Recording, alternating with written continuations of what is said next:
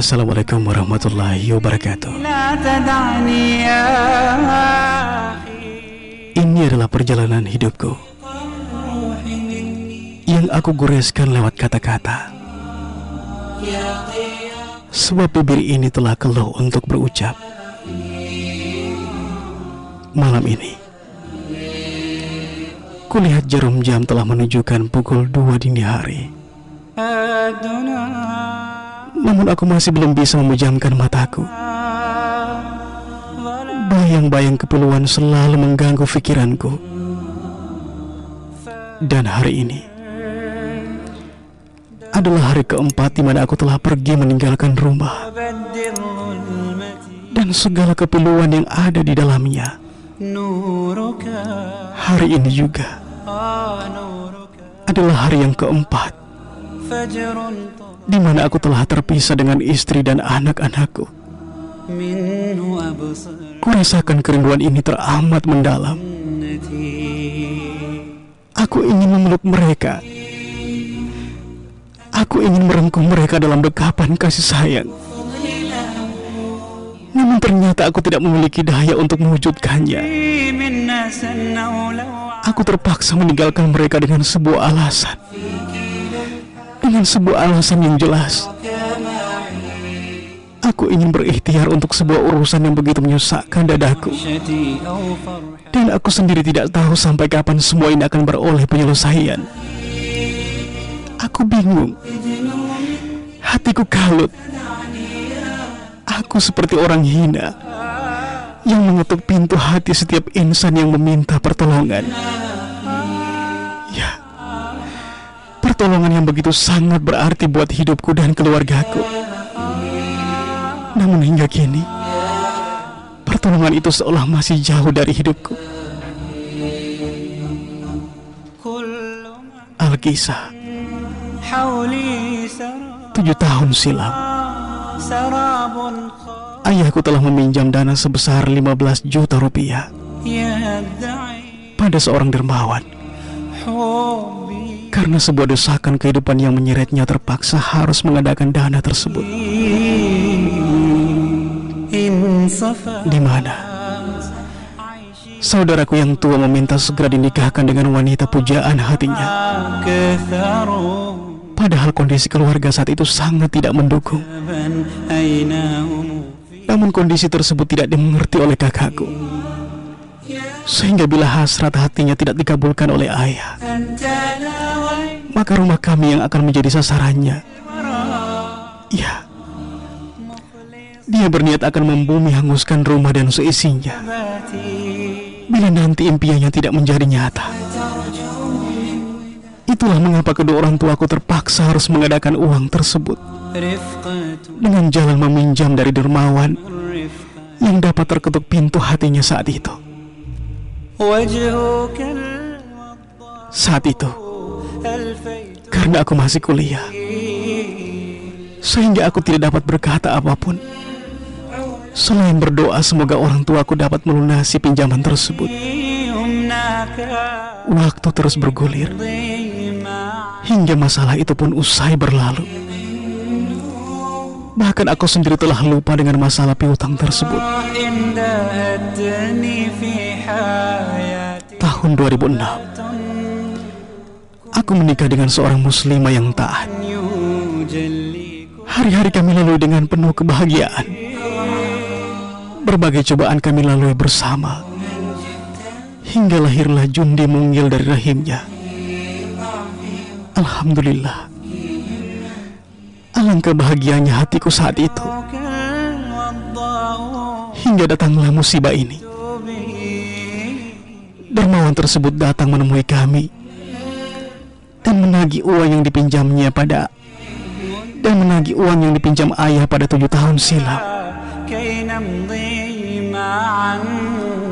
Saat itu aku syok.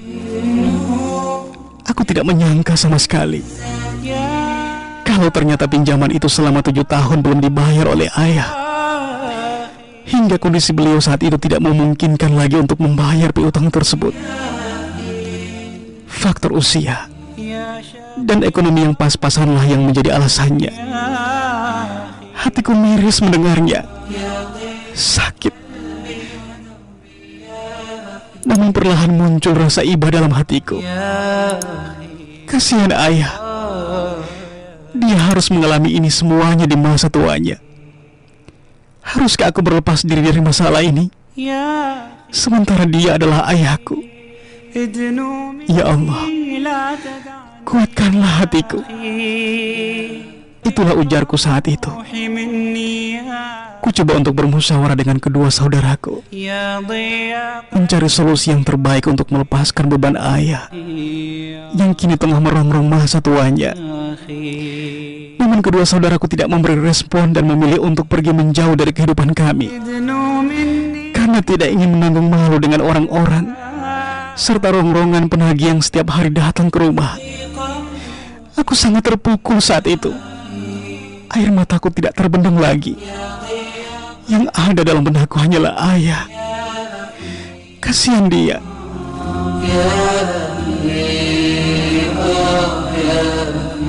Ku ingat betul.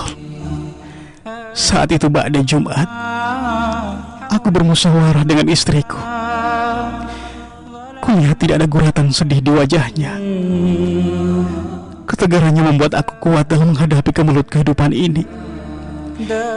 Bahkan dari bibirnya terucap kata-kata yang begitu bijak, yang telah membuat aku lupa bahwa aku sedang dalam masalah besar. Subhanallah. Terima kasih ya Allah. Terima kasih. Engkau mengujiku dengan masalah ini, namun Engkau pula telah mengutus penawarnya saat ini yang tengah mendampingiku. Maha suci Engkau ya Allah. Akhirnya, dengan kesepakatan bersama antara aku dan istri, tabungan yang belum seberapa, yang telah berbulan-bulan lamanya kami tabung untuk mewujudkan rumah mungil impian, harus kami ikhlaskan untuk membayar tagihan pinjaman tersebut, meskipun belum sepenuhnya menutupi.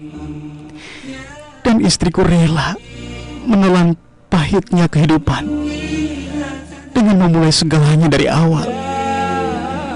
Bahkan terkadang harus merelakan hasrat hati dalam perasaan lapar dan haus.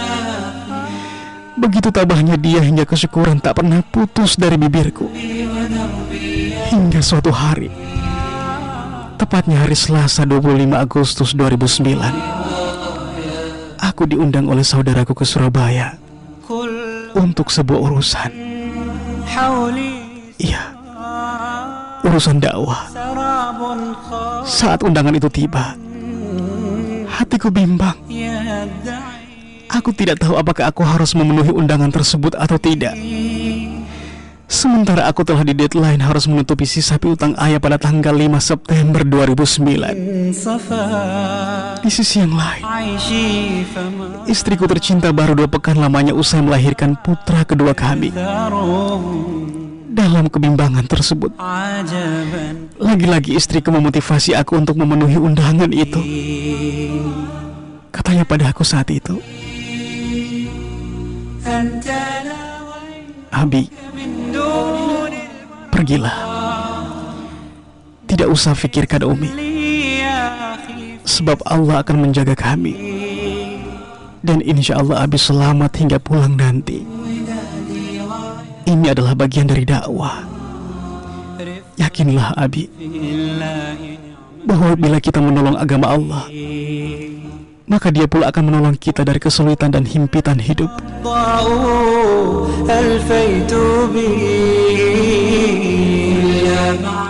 Kata-kata lembutnya itu yang membuat hatiku yakin untuk memenuhi undangan tersebut. Akhirnya, aku silaturahim ke Surabaya dengan niat lillahi ta'ala. Hari-hari aku lalui dengan semangat saat berada di sana.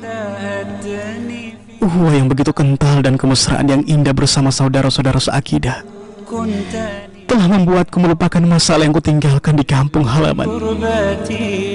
Berbagai aktivitas aku tekuni di sana, dan aku sangat menikmatinya. Sebab aku melakukan sebuah tugas mulia, Hingga pada hari Ahad malam tanggal 30 Agustus 2009, aku dikagetkan dengan dering handphone yang kupinjam dari sahabatku di sana. Kulihat ada sebuah panggilan dari nomor yang kukenal. Iya, nomor sahabatku dari Makassar. Perlahan telepon itu kujawab. Kudengar suara di seberang.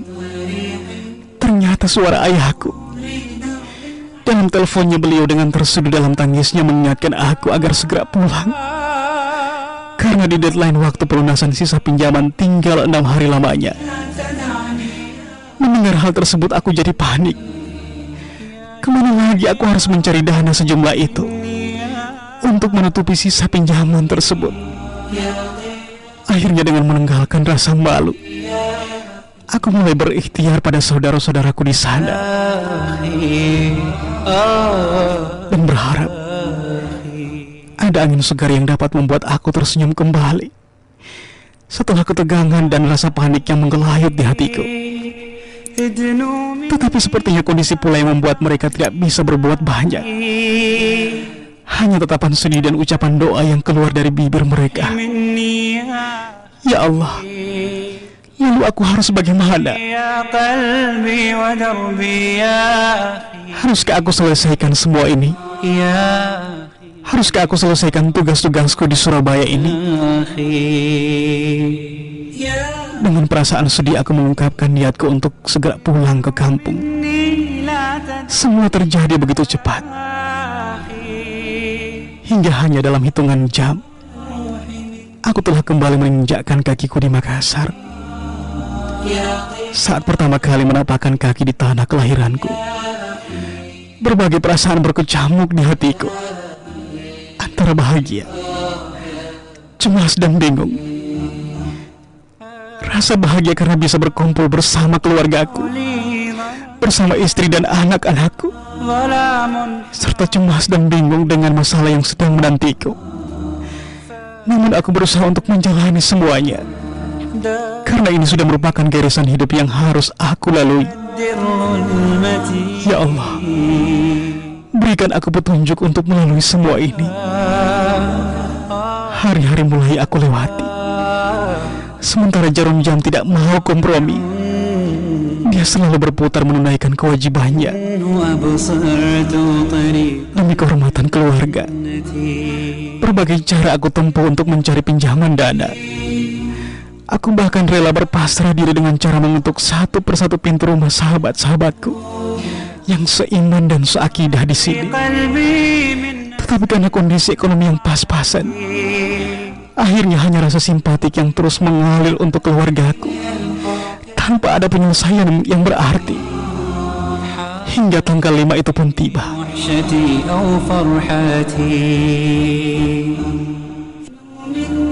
Sementara aku belum menemukan pinjaman sepeser pun. Bahkan tidak ada kabar gembira dari pihak manapun untuk sekedar melepaskan diriku dari himpitan beban ini. Pukul 10 pagi kulihat wajah-wajah masa mengetuk pintu rumahku. Ya, mereka adalah penagih-penagih yang diutus oleh sang rentenir menagih sisa uangnya. Ya Allah, kurasakan langit seolah mau runtuh saat itu. Tak kala aku mengabarkan bahwa aku belum memiliki uang tunai untuk membayar sisa pinjaman tersebut. Amarah, umpatan dan cacian mengalir untukku di hadapan puluhan masyarakat yang kebetulan saat itu sedang bermain voli tidak jauh dari rumahku. Alangkah malunya aku saat itu. Ada rasa benci mulai merayap dalam sumsum nadiku. Benci pada nasib, benci pada hidup, dan benci pada diriku sendiri yang tidak becus mendapatkan dana itu. Dengan perasaan memelas aku memohon toleransi waktu pada mereka. Akhirnya dengan berbekal kebijakan dari Big Boss mereka, aku pun diberikan toleransi waktu 5 hari ke depan, dan harus menepati janjiku melunasi sisa pinjaman tersebut pada tanggal 10 September nanti. Jujur, meskipun harga diriku dan keluargaku telah terinjak-injak, namun aku berusaha bangkit dan harus tertatih-tatih menengadahkan tanganku bak pengemis yang mengharap belas kasih dari orang-orang kaya. Air mataku selalu menetes deras mengiringi setiap langkahku, mengharap ada secercah kebahagiaan yang dapat menyelamatkan aku dari masalah ini. Aku mulai memanfaatkan jasa telepon selulerku untuk menghubungi beberapa pengusaha kaya yang kuanggap masih memiliki hati nurani dan belas kasih. Kukirimkan pesan-pesan singkatku pada beberapa nomor yang kuanggap masih memiliki rasa sayang padaku dan juga keluargaku, dengan sebuah harapan, semoga ada satu dari sekian nomor tersebut yang akan iba pada deritaku ini. Namun lagi-lagi hanya rasa simpatik yang aku dapatkan, tanpa ada ujung penyelesaian. Bahkan tanpa mereka minta pun aku menanggalkan rasa maluku dengan mengirimkan nomor rekening ATM teman yang aku pinjam, juga dengan penuh harapan agar saldo yang tersisa 10.000 di dalamnya bisa bertambah menjadi 6 jutaan. Dengan penuh harap aku selalu datang ke mesin ATM untuk sekedar mengecek apa telah ada keajaiban untuk solusi dari masalahku ini. Pagi, siang, sore, malam, bahkan tengah malam pun aku selalu meluangkan waktuku untuk mengecek rekening ATM tersebut. Namun hasilnya masih tetap sama. Saldonya masih tetap 10.000. Air mataku selalu tidak bisa kubendung mengetahui kenyataan tersebut. Sempat terpikir olehku mengakhiri hidup ini. Aku kalut, hatiku kecewa. Andai bunuh diri tersebut bukanlah dosa, maka mungkin pilihan inilah yang telah aku tempuh. Aku juga mulai menyadari bahwa aku tidak bisa berharap banyak dari mereka, sebab mereka bukan siapa-siapaku. Mereka bukan saudara-saudaraku, bukan keluargaku, sehingga aku tidak pantas harus menaruh harapan pada mereka.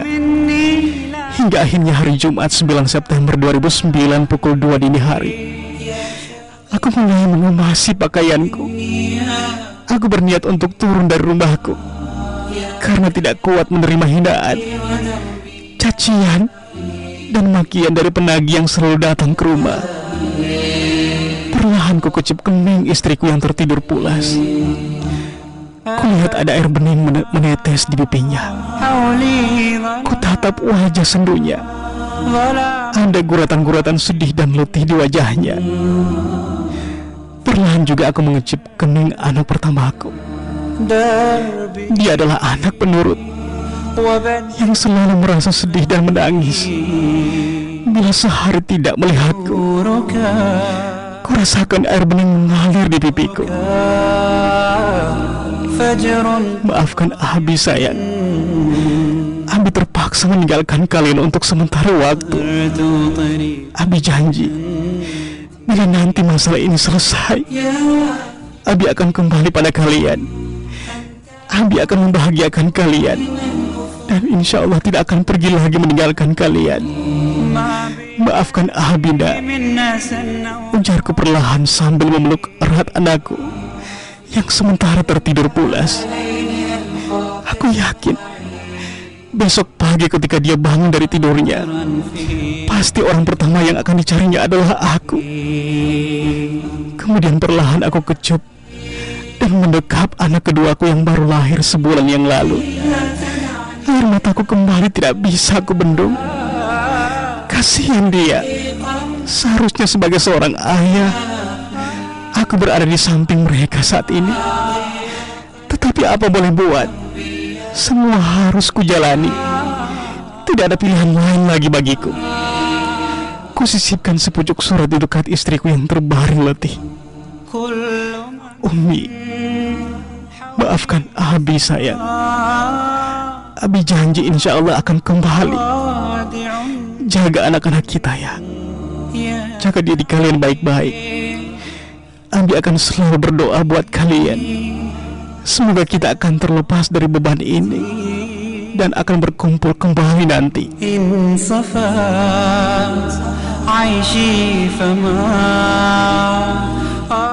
Akhirnya, dengan menenteng beberapa potong pakaian, aku mulai melangkahkan kakiku meninggalkan rumah.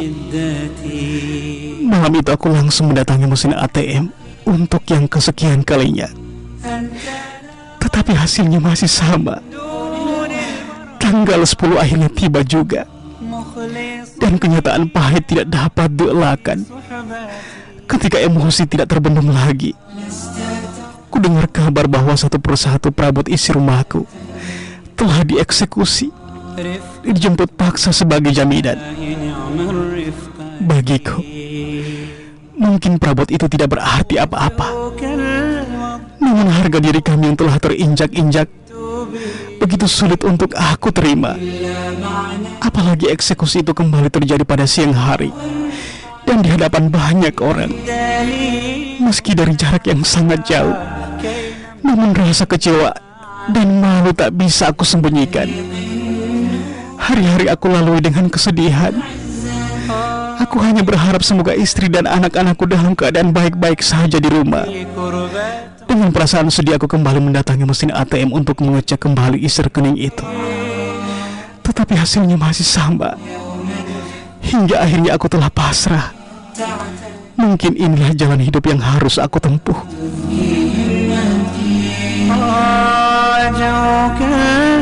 Dengan perasaan lunglai aku tersungkur di dekat mesin ATM. Kulihat arloji di tanganku menunjukkan pukul 23. Beberapa saat kemudian aku mendengar sebuah sapaan suara asing yang ternyata adalah seorang lelaki parubaya. Tommy namanya. Pria ini ternyata sudah beberapa hari memperhatikan gelagatku. Rasa kalut yang menderaku, dan itu membuatnya terenyuh. Disapanya aku dengan tuturnya yang lembut. Akhirnya percakapan singkat pun terjadi. Aku mulai bertutur tentang masalah yang kuhadapi saat itu. Dengan seksama Tommy mendengarkan kisahku. Kulihat air matanya menetes. Keakraban pun terjalin. Hingga Tommy mengakui bahwa dia adalah aktivis gereja dan siap membantuku keluar dari masalah yang kuhadapi tersebut. Segala kebutuhanku akan dipenuhinya. Apapun yang aku mau akan diturutinya. Namun dengan sebuah syarat, bahwa aku harus ikut agamanya dan meyakini Tuhannya. Gemetar tubuhku mendengar syarat tersebut. Namun perasaan kecewa, marah dan sakit hati telah menguasai nalarku. Hingga tanpa berpikir panjang aku mengiyakan syarat tersebut. Aku telah lemah, imanku goyah, hatiku mulai luluh. Mengapa saudara-saudaraku seiman dan seakidah seolah tidak sudi melepaskan aku dari beban hidup ini, sementara dia, orang yang baru saja aku kenal, dengan begitu mudahnya memberi penawar atas kelukaan yang aku rasakan. Akhirnya kesepakatan pun terjadi. Aku diminta datang ke gerejanya hari Ahad tanggal 13 September pukul 10 pagi untuk menandatangani sebuah kontrak yang masih kurang jelas bagiku. Sebagai langkah awal dan tanda bahwa aku telah menyepakati syarat tersebut, aku mulai menanggalkan satu persatu simbol-simbol Islam dari diriku. Dengan tangan gemetar, di hadapannya aku meraih sebilah gunting dan mulai mencukur jenggotku. Aku mulai menanamkan pesan-pesan penting dalam hatiku, bahwa yang menyelamatkan aku saat ini bukan saudaraku dari agamaku sendiri, tetapi dari agama lain. Aku pun mulai melalaikan satu persatu waktu sholat yang selama ini tidak pernah lepas dari aktivitasku. Ya Allah, aku cinta padamu. Aku cinta agamamu. Aku cinta seluruh tentang dirimu. Tetapi aku telah kecewa dengan semua ini. Setelah kejadian itu, hari-hari aku lalui dengan kehampaan dan kepedihan. Aku bingung. Aku malu pada diriku sendiri yang telah picik menggadaikan agamaku demi sebuah kebahagiaan. Tetapi di sisi lain, apa yang harus aku lakukan? Berbagai ikhtiar telah aku lakukan, tetapi tidak ada satupun yang membuahkan hasil. Hingga akhirnya hari Ahad itu pun tiba. Pukul 9 pagi, aku mulai bersiap-siap menuju ke tempat di mana Pak Tommy menunggu aku. Perasaanku tidak menentu. Air mataku menetes deras. Ya Allah, masih adakah pertolongan bagiku sebelum akhirnya segalanya terlepas dari diriku? Lama aku terpaku dalam gejolak jiwa yang bergemuruh, hingga akhirnya kulihat jarum jam menunjukkan pukul 9.45 menit. Sementara aku masih belum beranjak, aku melihat 15 panggilan tak terjawab dari Pak Tommy. Ya Allah, tolonglah aku. Saat itu perasaanku semakin bergemuruh dan tidak menentu. Tiba-tiba kurasakan kepalaku pening, dan dunia kurasakan mulai gelap. Semua gelap dan gelap, hingga aku tidak ingat apapun. Semilir angin bertiup menerpa wajahku. Kudengar suara azan berkumandang. Aku mencoba mengingat-ingat kembali beberapa peristiwa sebelum aku tersungkur pingsan.